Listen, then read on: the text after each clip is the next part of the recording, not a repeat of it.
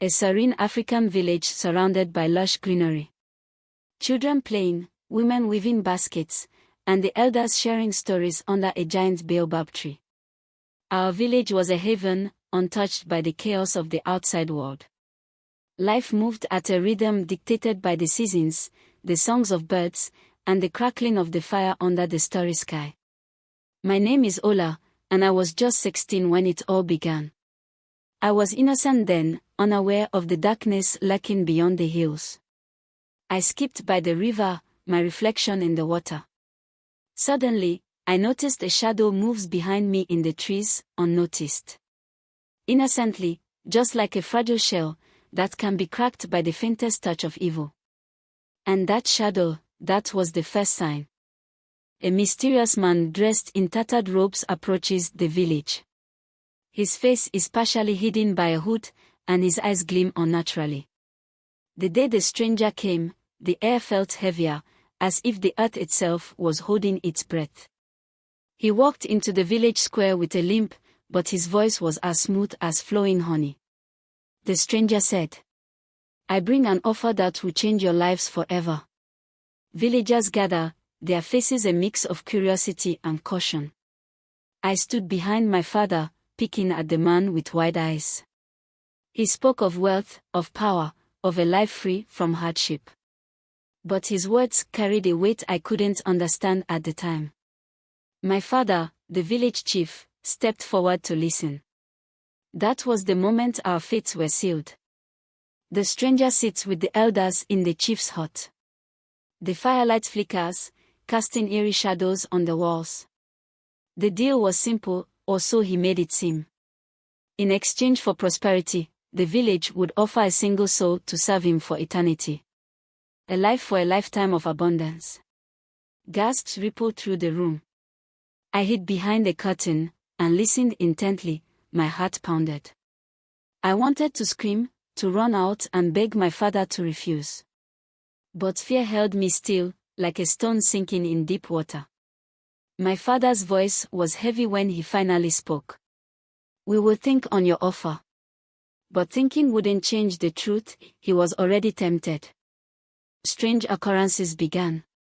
Livestock fell ill, crops withered overnight, and whispers filled the air at night.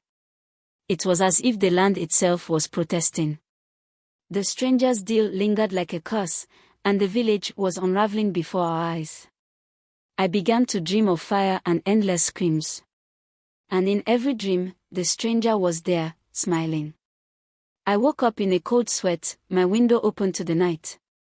A pair of glowing eyes flicker in the darkness before disappearing. I knew then that innocence was no shield. Something was coming for us, and it wouldn't stop until it had what it wanted. The elders gathered under the moonlight, whispering amongst themselves. The stranger stands nearby, his hood pulled back which unrevealed his sharp, otherworldly features. They chose me. A child, a symbol of purity, to be the sacrifice that would save them all. My father's voice trembled as he announced their decision. I looked into his eyes, searching for the man who had always protected me, but he was gone. I was being led to the riverbank, where the ritual would take place. My hands were bound, but my expression was calm, almost resigned. I should have been terrified, but something inside me refused to break. If this was my fate, I would face it head-on. As the ritual begins, the stranger steps forward, his hands glowing with an eerie red light. The villagers watch in silence, their faces pale with fear. But just as the knife was raised, a voice rang out, a boy's voice. It was Chima, my best friend. He ran forward, shouting words that shattered the night like thunder. Chima said, "This isn't right. There must be another way." The stranger turns, his expression darkening. Chima stands tall, his fist clenched, his eyes defiant. In that moment, I saw a flicker of something in the stranger's eyes, surprise, maybe even respect. He lowered his hands and spoke. "Another way, you say? Then let's see if you're brave enough to find it." The stranger led Chima and me into a dark forest. The trees twisted unnaturally, and whispers echoed around them. He gave us a chance, a trial that would determine the fate of the village. If we succeed, the deal will be nullified. If we fail, we won't return.